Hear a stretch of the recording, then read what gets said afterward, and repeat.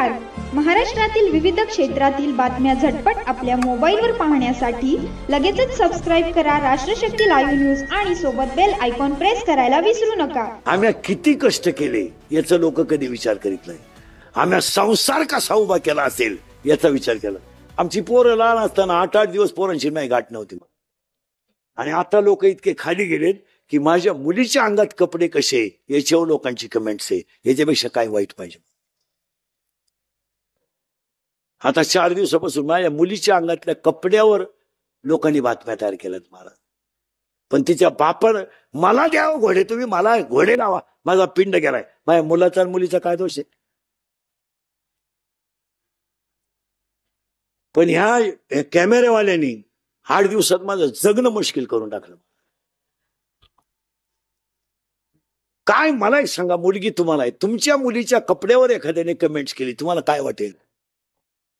आणि मुलीच्या साखरपुड्यात कपडे मुलीकडचे लोक घेतात, नवरदेवाकडचे घेतात का मुलीकडचे घेतात. मग कपडे त्यांनी आणले असतील का म्या घेतले असतील.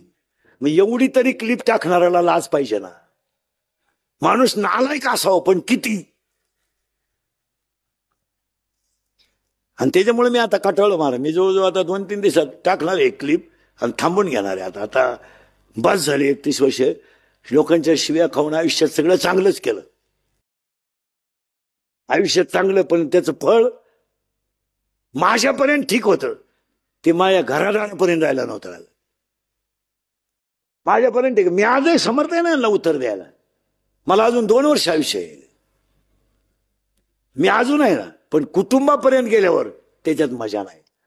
आणि याची अक्कल इंद्रिकरलाच आली पाहिजे. त्याने कीर्तनं बंदच केली पाहिजे.